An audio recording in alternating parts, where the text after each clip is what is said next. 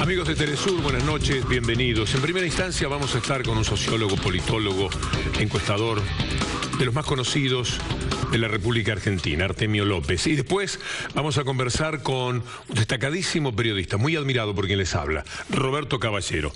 Pero empezamos con Artemio López y ya que estamos hablando de encuestas, uno de los fracasos evidentes del día de ayer, antes de entrar a la política en sí misma, fue lo que se llama el boca de urna. Sí. ¿Por qué? Bueno, nosotros no hicimos boca de urna, esa metodología no la utilizamos. Bueno, porque es una encuesta que normalmente está sujeta a mucha arbitrariedad. La construcción de la muestra no necesariamente tiene rigurosidad y la verdad que el método de recolección de datos no nos parece el más pertinente. No creo que sea un método realmente con consistencia estadística. Habría que utilizarlo moderadamente. Sirve más para calmar la ansiedad de los medios y los políticos que para dar información fehaciente. Imagino que ustedes desarrollan un olfato muy especial. La primera pregunta es, votaron 25 millones de personas, sí. 2 millones más que en las PASO. ¿Se mantendrá ese número de votantes el 22 de noviembre? Es muy probable, sí. No veo motivos para que desciende. Incluso podrá bajar el voto en blanco, que también fue un fenómeno específico en algunos distritos y para algunas categorías de elección. Scioli votó mejor que en las PASO, pero el promedio le dio inferior, porque votó más gente. La Exacto. gente que se sumó a esta elección votó mucho más a Macri. 1.700.000 se volcaron a Macri, Sí. y 400.000 para Scioli. Sí. ¿Eso se mantiene así? ¿Es muy fijo o muy cautivo ese voto? No, bueno, es una elección, esta segunda vuelta es una nueva elección, ¿no? Pero ciertamente hubo incorporación de gente a votar y que hubo preferencias por la opción opositora, en particular la de Cambiemos, sí es cierto. Después hay análisis para realizar, para observar el desarrollo específico de los electorados y en particular del oficialismo, que tuvo algunas singularidades que cabe también destacar para explicar la dinámica de esta elección, ¿no? Yo apostaría que si votaron 25 millones ayer, Sí. van a votar 24 el 22 de noviembre. Para hacer este cálculo, se necesita llegar a 12 millones, Sí. más un voto. Scioli está a 2.700.000 y Sí. Macri a 3.300.000. Y hay 5 millones de votos de Massa Sí, que se tienen que distribuir en los candidatos estos. y 400.000 votos de Rodríguez A. Sí. ¿Alguna perspectiva? Yo más que votos, digamos, patrimoniales de los candidatos, veo tipos de electorado.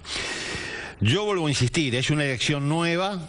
Aquel que tomó posición por Rodríguez A y Massa, obviamente tiene un componente opositor insoslayable ese voto que no podemos desconocer. Opositor al gobierno. Y claro, Pero también tiene un componente peronista. hay un sector que probablemente también a la hora de tomar decisiones observe qué tipo de candidato es el que vota. Y ahí sí, el componente peronista podría definir también un sector de electorado que pueda acompañar, en este caso, la oferta de Daniel Scioli. Por eso digo, hay que esperar que se constituya el escenario, que los candidatos comiencen a desplegarse en esta nueva elección, que la verdad es comienza de nuevo, no es que tenga que ver con lo sucedido. Por eso cualquier análisis que dé por terminada esta circunstancia me parece apresurado. ¿Cómo razonará Artemio López, un votante de Massa? Es peronista y está enrolado en la derecha. Sí. Como peronista dice, yo no puedo permitir que el destronen el peronismo, porque finalmente es el peronismo el que está en juego. Y por el lado de ser de derecha, dice, yo no puedo permitir que este gobierno, que he combatido, con el que he confrontado muchísimo, vuelva a ganar. ¿Qué será más fuerte? Y bueno, eso es, entre otras cosas, lo que va a haber que elucidar en el transcurso de esta campaña. Mi percepción es que el Frente para la Victoria tiene una chance cierta de poder resolver esta elección favorablemente, a condición de que despliegue la potencia del proyecto que inauguró Néstor Kirchner y continúa la presidenta, sin tapujos ni medias tintas. Lo que se observó en esta elección, tanto en la PASO como en la primera vuelta de la elección general, es que las ambigüedades, las diagonales de la explicitación del proyecto que encarna la presidenta no tienen resultado electoral. Entonces hay que abandonar ese camino para poder resolver de una manera exitosa la elección. En la medida que se persista en la estrategia de la consultoría oficial, del voto independiente, de la ancha avenida del medio, porque parece que todas ¿Qué habría que decir entonces? No, creo que hay que definir claramente la trayectoria de esta campaña en función del plexo de la visión kirchnerista. El kirchnerismo tiene una forma de aparición electoral. Volver a plantear la centralidad de la distribución del ingreso, del empleo, de la confrontación con los poderes corporativos, de la confrontación con los fondos buitres, sin ambaje. Reordenar el discurso en función de lo que el kirchnerismo ha hecho. El kirchnerismo es un dispositivo electoral muy exitoso como para obviarlo en una elección nacional. Todas las elecciones desde que inauguró su ciclo Néstor Kirchner en 2003, todas de medio mandato y ejecutiva, fueron sistemáticamente ganadas por el oficialismo. 2003, 2005, 2007, 2009, 2011, 2013. En términos electorales, una máquina electoral. Por lo tanto, me parece que ordenar el discurso de campaña en función de lo que el kirchnerismo es la mejor solución para esta elección. Hemos sido peyorativos con el número 37, el porcentaje de Scioli, al cabo de 12 años, y con un candidato que no... Ahora quizás, con lo que dijo anoche y lo que dijo hoy por la mañana, tenga una inserción todavía más fuerte en el kirchnerismo duro. ¿37 es malo como número? Comparado con otros números internacionales o con otros números de la historia del país. Es un número que permite pensar de que efectivamente ese piso puede transitarse de manera ascendente sin dificultad. Es un número que el kirchnerismo lo tiene que pensar y de hecho lo piensa como piso, de ninguna manera es un techo para este escenario. En todas las ejecutivas el kirchnerismo tuvo desde 45 o 46 puntos en 2007, dejemos de lado la inauguración del 2003 porque es una situación muy especial, hasta el 54 de Cristina. Es un número que sirve como referencia de piso electoral. Sí. Pero teniendo en cuenta 12 años de exposición, de errores, que muchas veces contabilizan en estos momentos tanto o más que los aciertos, y con una campaña feroz, insoslayable a la hora de hacer un análisis. Con esa misma campaña Cristina hizo 12 millones de votos con el 54.7% de los votos nacionales. Por eso que lo importante... 4 años atrás. 4 años menos de desgaste, 4 años menos de las 10 operaciones semanales, que ese es el promedio, lanzadas por los medios de comunicación. Pero también en el transcurso de este tiempo, es cierto, yo creo en que el desgaste en el gobierno existe, pero también el balance positivo de la comunidad existe. Me parece que tampoco se puede explicar solamente el 37% por el tema del desgaste del gobierno, si no, no tendría solución, digamos. Es decir, había un candidato mejor que Scioli entonces. Si el problema es el desgaste, nos tenemos que retirar porque no va a haber menos desgaste de aquí a un mes. Entonces, es inconmovible ese 37%. Yo creo que el problema es la forma de comunicar y la forma de transmitir y la forma de encarnar el proyecto kirchnerista, que vuelvo a insistir, en términos electorales es muy potente. ¿Y cómo han sido estas 24 horas de Scioli, según la experiencia de Artemio López? Habló anoche a las 10 y habló hoy al mediodía. En ambos casos se mantuvo muy kirchnerista, muy fuerte, muy duro, muy convencido de cuál es el único camino que tiene para recorrer. ¿Está bien eso? Totalmente, por eso yo creo que hay chance de que esto termine de manera exitosa, porque creo que la reflexión y la orientación de la campaña que empieza a imprimir Daniel Scioli en este tramo es la adecuada y la correcta. De hecho, bueno, lo explicitó hoy en el discurso con todas las letras. Macri también habló hoy de mañana. ¿Estaba sereno o estaba preocupado en el fondo cuando se puso a sacar cuentas y dijo necesito 3.300.000 votos para llegar al 50%? Bueno, Macri tiene el amparo de todo el sistema de comunicación de medios hegemónicos y medios opositores. Eso le puede transmitir una falsa sensación de confort y de sensación de meta alcanzada. Pero ya más no pueden hacer por él. No, yo creo que lo que efectivamente van a intentar hacer es dos cosas. Por un lado, demonizar al kirchnerismo y profundizar esa demonización, agitar la cuestión económica. Aún así quedó el piso es 37. Como piso, exactamente. Mi percepción es eso. Y por otro lado, seguir construyendo atributos en Mauricio Macri. Mi idea es que le van a dar atributos peronistas a Macri para tratar de intervenir en el electorado que supuestamente va a liderar Sergio Massa. Van a construir un Macri más amplio, más dialoguista, pero también con un componente peronista que todos sabemos no tiene, ¿no? ¿A dónde irán los votos de Schiaretti? La presidenta habló con Schiaretti cuando ganó. Macri hoy se ufanó de haber hablado con Schiaretti. ¿De quién está más cerca Schiaretti? Mire, si usted observa un análisis de lo acontecido en esta primera ronda en Córdoba, una parte importante del voto que obtuvo Unión por Córdoba, en cabeza de la Sota, fue para Macri. Tuvo una buena intervención en el electorado de Unión por Córdoba, Mauricio Macri. Pero yo creo, a diferencia de los consultores, o algunos consultores, que el gran desafío para el Frente para la Victoria es la provincia de Buenos Aires, y en particular los sectores populares de la provincia de Buenos Aires. En esta PASO, el FPV obtuvo el 46% de los votos en la tercera sección electoral, que es la más populosa del país. 4.300.000 electores, una Córdoba y media, para que tengamos una idea. Hubo 46 puntos en la PASO y ahora 43. El FPV... Cristina sacó más de 60 puntos de voto en el 2011 y en el 2007 más de 57 puntos de voto. Ahí hay 7 u 8 puntos que, de recuperarse, están definiendo la elección a favor del Frente para la Victoria, y son votos propios, votos que normalmente votan kirchnerismo y lo votan a Daniel Scioli. De hecho lo han hecho varias veces como gobernador. Se asesora en el minuto que nos queda. ¿Cristina Fernández de Kirchner debe jugar este mes o debe mirar? Que la intervención de la presidenta fue clave en todas las elecciones del FPV y en particular para la fórmula Scioli-Zanini, no me cabe ninguna duda. Nosotros tenemos un tracking diario. Cuando Cristina hacía cadenas o intervenía en la campaña, la opción de voto para Scioli-Zanini crecía de manera notable.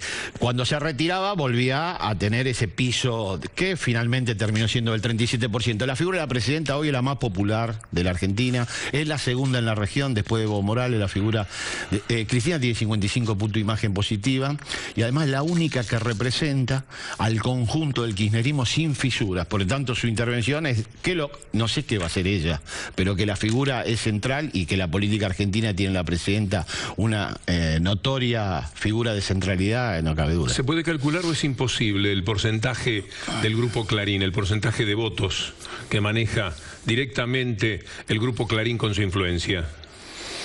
Bueno, es difícil responder esa pregunta de manera matemática, pero que buena parte de la campaña de la oposición y en particular de Mauricio Macri es tributaria de la intervención de medios enérgica de medios opositores, no cabe ninguna duda. ¿A Clarín qué le conviene para ganar las elecciones? ¿Volver a difamar o quedarse tranquilo con las aguas así quietas como están, porque eso notaría demasiado cualquier operación futura? No, yo creo que más allá de la conveniencia que nosotros podamos establecer en esta mesa, está en la naturaleza de Clarín seguir interviniendo y de manera Es muy bueno eso, notable. Está en la naturaleza, no lo pueden evitar. Sí. ¿Y será positivo o será negativo? Porque la opereta final de las espías, del espionaje de esta semana funcionó muy poco. Se evaporó como quien tira una piedra al agua y los círculos concéntricos se borran enseguida. Así se pulverizó esa información con la que intentaban otra vez perjudicar al gobierno. Y la eficacia de esas intervenciones depende también de la manera en que la fórmula y en particular el candidato a presidente del Frente para la Victoria reaccione frente a ellas y las explicite. Artemio, muchas gracias. No, gracias a usted. Un placer haberlo tenido, Artemio López, con nosotros, y después de la pausa, aquí estará Roberto Caballero, uno de los grandes periodistas de la República Argentina. Ya volvemos. Un periodista que quien les habla admira. Roberto Caballero, bienvenido. Muchas gracias por invitarme. Estabas atento al diálogo con Artemio López. Mucho. ¿Alguna lectura? Sí, me parece muy interesante. Él hace un llamado a visibilizar la confrontación con los medios concentrados, ¿no? Que han intervenido claramente en la jornada electoral en realidad en todo el año electoral. Y me parece que han intervenido con campañas demonizantes, que han interferido también en esa voluntad popular. Me parece que el episodio de Aníbal Fernández, que se fabrica en el living de una de las candidatas de la oposición, vinculándolo al triple crimen de la efedrina o al narcotráfico, tuvo como objetivo destruir sus posibilidades electorales e incrementar las de María Eugenia Vidal. ¿Por qué? Porque se daba en el distrito que le aportaba votos, apalancaba votos hacia Mauricio Macri, que es el candidato de Clarín, ¿no? Reflexionemos, ¿es una democracia adulterada aquella en la cual medios de comunicación pueden determinar una influencia nefasta contra un candidato Sí, que claro. naturalmente ensalza al otro? Sí, claro. No hay democracia madura y moderna que pueda convivir con monopolios comunicacionales. El derecho a la comunicación es un derecho humano y los monopolios conspiran contra ese derecho humano. Seguramente esto tiene que ser parte de la agenda, como creo que el kirchnerismo inauguró fuertemente esta agenda en virtud de que implicaba la concentración. La concentración implica censura empresarial hacia el debate público, intervención, yo te diría, envenenadora de los debates públicos, y también un poder donde algunos gritan y otros susurran, ¿no? Aquel que grita tiene más posibilidades de hacerse escuchar que aquellos que susurran. A Scioli le falta una pizca todavía en la decisión, que es confrontar con esos medios que le han atacado claramente el porcentaje de votos en la medida que Aníbal Fernández lo deterioraron, como ocurrió en la provincia de Buenos Aires. ¿Lo hará? Qué buena pregunta. Yo creo que hay que tener mucho coraje para enfrentarse a los monopolios. Creo que la sociedad argentina tiene recursos para enfrentar a esos monopolios de la comunicación. Creo que Néstor Kirchner, digamos, el primero que los visibiliza a partir del ¿Qué te pasa, Clarín?, que de algún modo fue también el grito inicial de la Ley de Servicios de Comunicación Audiovisual de la Argentina, que es un ejemplo en materia de democratización de la comunicación. Y creo que también Cristina Kirchner ha sido alguien que le dio un fenomenal empuje a esa batalla, que es una batalla cultural.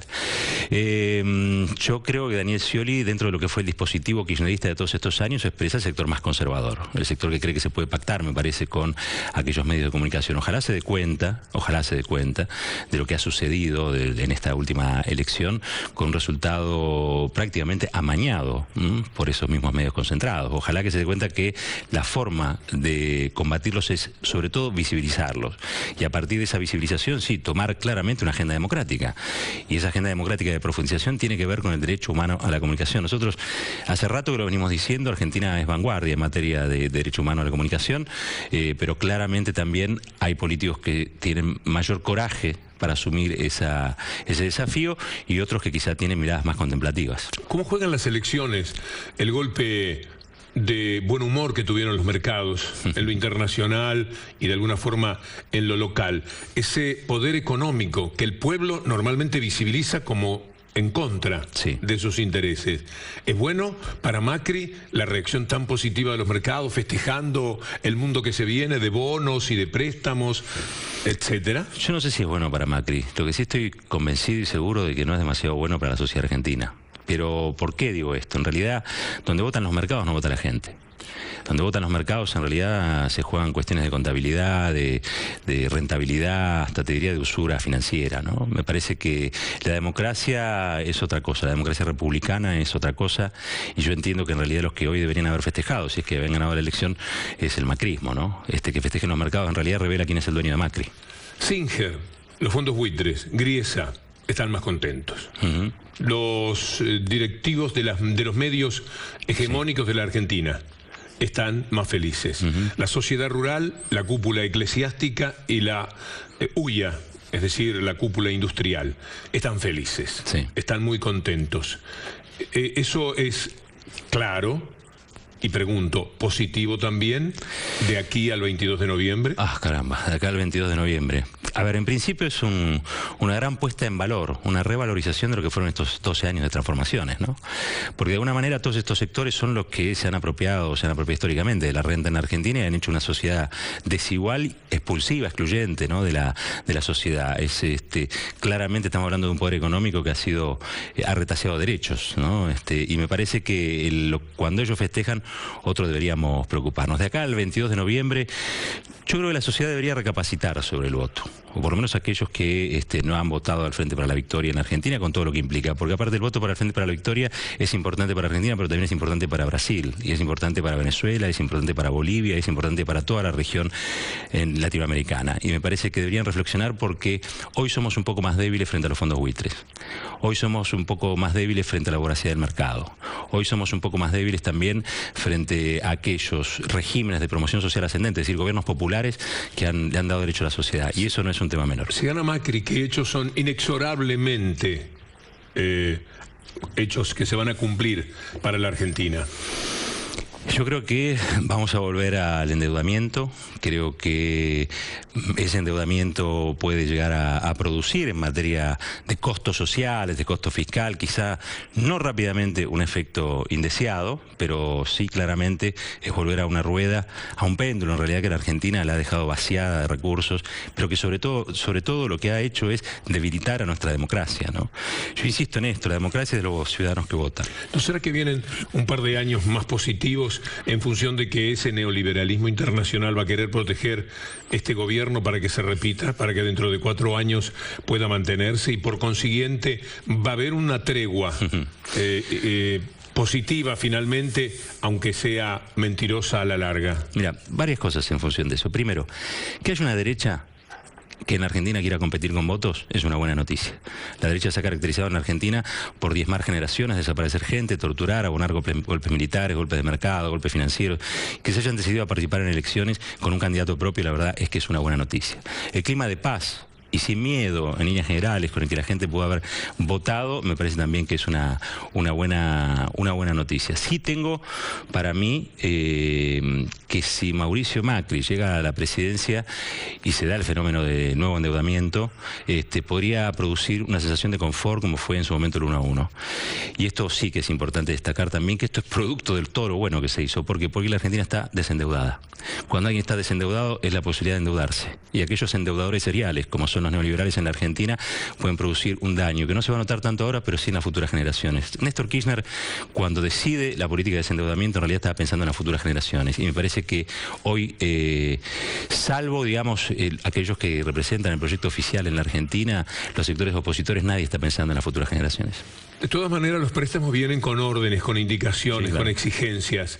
Por ejemplo, que entren todos los productos de un mundo que te compra poco porque está muy mal y que te quiere vender todo lo posible justamente para recaudar. Bueno, el TTP, que es el Tratado Transpacífico, es eso. Es todo un comercio conveniente a los Estados Unidos que viene a revalidar el ALCA, ¿no? Tienen que abrir las puertas, porque eso es parte del ADN del neoliberalismo. Sí. Abre las puertas. Hay 240.000 pymes que empiezan a estar en peligro. El año que vivimos en peligro podría ser el 2016. Se pierde trabajo. Sí. ¿Se animarán a recorrer ese camino una vez más? Mira, no son muy imaginativos. En realidad, cuando uno analiza como el comportamiento de la élite empresaria en Argentina, lo que ve es gente muy codiciosa. La élite argentina nunca se ha cargado al país al hombro teniendo presente a los 40 millones de argentinos, ¿no? Siempre ha tratado de gobernar para una sola parte, para un sector. Por eso genera políticas excluyentes, ¿no? No le cierra el país con todos adentro. Este es un problema que tenemos con la élite argentina. Me animaría a decir que se da también en otros países latinoamericanos. Eso es lo más grave que sucede. Tenemos una élite que no se hace cargo de su propio pueblo, ¿no? Ojalá en algún momento recapacitaran. Para eso hace un Estado fuerte que los haga recapacitar, y creo que en buena medida estos 3 últimos años, nosotros hemos visto un Estado capaz de confrontar, y yo creo que fueron confrontaciones conducentes. O sea, mucho se le critica al kirchnerismo la confrontación. Y creo que una de las grandes operaciones culturales de los grupos concentrados de la comunicación fue disociar los resultados de los mecanismos necesarios para obtenerlos. Esa fue una gran operación cultural. La creación de la grieta es una gran operación cultural. Y yo creo que eso perturba, y ahí está nuevamente el tema de la concentración de la comunicación, perturba el debate público, y sobre todo lo que genera para el grueso de la sociedad es una sensación de que esto que obtiene, que este derecho que ha recuperado, en realidad no fue producto de una lucha, de una pelea, de un Estado presente, sino que ha sido concedido como un commodity, como una cuestión universal. Ahora, es una operación descomunal. Roberto Caballero, y exitosísima de los medios dominantes, poder establecer parámetros tan negativos para un gobierno que tiene jubilación universal, asistencia universal a los niños, vacunación total en el país, escolaridad absoluta de todos los primarios de la República Argentina. Muchas más universidades que en otras épocas, una inversión del 6,5%. Una inversión que con las dificultades del caso sigue siendo un poquito más alta que la inversión de los años 90. Mortalidad infantil que baja de 23 a 11 en los últimos años. Los que atañen directamente al kirchnerismo puede decirse de 17 a 11 por lo menos. en ese estado de cosas, con datos que estoy dando que son del Banco Mundial, no tomados ni del gobierno, ni de cualquier administración o consultora local, lograr que haya un rechazo tan fuerte a un gobierno es una tarea que en el fondo, aunque sea muy doloroso, uno tiene que reconocer que ha sido de un enorme talento, de una gran capacidad de infamia, es verdad. Sí. Lo que se ha hecho es lo peor que uno puede imaginar desde el amor al periodismo. Es repugnante, es repulsivo lo que han hecho, pero qué exitoso. Bueno, a ver, acá hay una colonización de las subjetividades, ¿no? A partir de esa concentración, que no es menor, no es menor. Mira, te voy a agregar un dato más. Del año pasado a este, en Argentina se crearon casi 400.000 puestos de trabajo privados, y sin embargo los discursos públicos están envenenados alrededor de la cuestión del empleo, la pobreza, la desocupación, etcétera, etcétera, etcétera. En la realidad eso no sucede. El otro día veía un caso muy sintomático. Un taxista parado en medio de una avenida, no podíamos transitar porque estaba llena de autos. Y empezamos a hablar sobre la economía y dice, no, pues está todo muy mal. Entonces yo decía, pero ¿cómo puede estar todo muy mal? Si está repleto de autos, acá se han vendido muchos autos, y se vendieron autos porque alguien los compró, si alguien los compró porque tenía el dinero. Digo, la verdad, cuando vos ves la vitalidad económica de la Argentina en un contexto regional complejo, y eso es válido también aclararlo, te das cuenta que esa intervención produce efectos que en la mayoría de los casos o desorientan a la población o la hacen repetir cosas que no pueden percibir ellas, ¿no? Esto me parece que es importante destacar, porque yo creo que la democracia es el gobierno del pueblo y no el gobierno de las pantallas. O sea, yo creo que la democracia es ese momento que tiene su momento electoral, pero que también es donde se acumula políticamente para que una sociedad avance, y no es el momento de los comunicadores concentrados, vamos a decirlo así. Yo no lo elegí a Héctor Mañeto para que presida la subjetividad de mis conciudadanos. Yo no elegí a Héctor Mañeto para que digite la agenda de lo que tienen que decir los políticos que yo voto o los políticos que no voto. Me parece que hacen falta dos leyes clave en la Argentina todavía, más allá de la ley de medios, que es la ley de propiedad cruzada, y es decir, que aquel que tiene licencias audiovisuales no pueda tener medios en papel, diarios en papel, y también en la ley del derecho a réplica, que sería muy importante en la Argentina tener una ley de derecho a réplica, porque esto que vos decías recién, infamia, se han convertido también en campañas de demonización, y la campaña de demonización es la que habitualmente redunda en la estigmatización de las personas, es la antesala de la persecución. Nosotros hemos vivido, si tenemos una historia terrible en materia de persecuciones en Argentina. Bueno, vos viviste una persecución reciente justamente del personaje periodístico que hemos mencionado aquí, te quiso meter preso. Sí. A mí me cuesta pensarlo en términos personales. Yo pienso en mis hijos. O sea, nosotros ya estamos jugados. Probablemente nunca más encontremos trabajo en un medio monopólico, lo cual no está mal. Me parece que es una buena decisión de vida no hacerlo. Pero es cierto que después de nosotros vienen otros.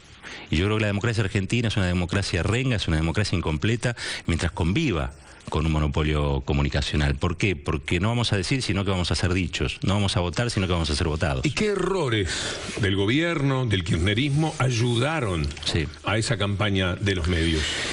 Mira, yo creo que aquellos que batallamos por una comunicación democrática y por la profundización de la democracia en Argentina, nos hemos vuelto previsibles. Y en muchos casos también creo que nos hemos quedado cómodos en el lugar donde este sistema de medios concentrados nos ponía. Hemos empezado a ser, somos descriptos o fuimos descriptos de una manera que en algún momento me parece que nos quedó cómodo. Creo que tenemos que repensar de vuelta eso. Me parece que no podemos quedarnos en el lugar que Clarín nos quiere poner. Me parece que nosotros no podemos funcionar en base a tipos. Y yo creo que eso, hoy escuchaba a Artemio antes, ¿no? Decía, bueno, la sociedad del Frente para la Victoria ha tenido mucho éxito electoral y tiene que volver a su agenda clásica, a su agenda tradicional de confrontación con las corporaciones, o sea, a su agenda democrática, ¿no? Yo comparto eso y creo que hacer eso implica no quedarse en el lugar del testimonio y no quedarse en ese lugar cómodo en el que Clarín te pone. Y quiero decir claramente la operación cultural que hicieron para satanizar, por ejemplo, a la Cámpora, que es la juventud militante del kirchnerismo, o las campañas de demonización sobre Cristina, sobre las figuras públicas, tiene un solo objetivo, que es aislarla de las expectativas sociales. Y yo creo que lo que nosotros tendríamos que haber revertido en algún momento es eso, o sea, que no nos dejaran aislar de esas expectativas sociales. Sobre vos hay una expectativa, sobre mí hay una expectativa, sobre mucha gente hay expectativa. En general lo que ellos han producido es que esas expectativas sean negativas, ¿no? Ellos quieren que cuando nosotros vayamos caminando por una calle la gente se cruce la vereda de enfrente. Quieren que cuando vos vayas a una reunión de padres en tu escuela haya otros padres que te miren como si vos fueras Sandokan o el terrible, digamos, ¿no? Y me parece que creo que cometimos el error a veces, no estamos hablando de nosotros en términos personales, yo creo que algunas figuras de lo más potente de este proyecto político de los últimos años, creo que muchas veces han dicho, bueno, no está tan mal este lugar. Es que es antipático pedirte que en un minuto reflexiones sobre esa forma de ir hacia la derecha de una parte del mundo. Bogotá, Medellín, Cali, Polonia, Guatemala, donde un cómico de la derecha consigue la victoria, lo cual no es gracioso. No. Yo estoy orgulloso de lo que se hizo en la región en los últimos años, que tiene que ver con los procesos de integración y con ciertos liderazgos populares por los que yo me saco el sombrero. Y cuando digo Chávez, digo Lula, digo Evo, digo Correa, digo Cristina Fernández de Kirchner, digo Néstor Kirchner. Orgulloso porque yo nunca pensé que... yo era un tipo muy descreído de la política, yo me creía en el neoliberalismo, digamos, político. Y no pensaba que los gobiernos podían hacer cosas en favor de la gente. Y la verdad que lo pude ver, lo pude comprobar. Yo creo que estos son gobiernos que le han vuelto la dignidad a millones de personas, y me parece a mí que hemos disfrutado, y creo que vamos a seguir disfrutando, de gobiernos que han sido inclusivos, que le han dado derechos a la gente, y lo que sucede en otros países que muchas veces se presentan como exitosos, hay que medirlo en términos de igualdad. Yo creo que nosotros tenemos una región con estos liderazgos y con este tipo de gobiernos que ha sido más igualitaria que otros gobiernos que han sido presentados como exitosos, que yo estaba pensando en Perú, por ejemplo, ¿no? Perú quizá los números le cierren, pero, y esto es muy importante decirlo, los números tienen que cerrar con la gente adentro, si no, en realidad funcionan como una cárcel de exclusión, ¿sí? Para mayorías populares que son intensas, que son realmente importantes y que son las que dan de alguna manera el sentido de la democracia que vivimos. Muchas gracias. Gracias a vos por la invitación. Roberto Caballero se llama este magnífico periodista que hemos invitado esta noche a la entrevista Decide. Amigos de Telesur, nos reencontramos mañana si Dios quiere. Hasta entonces.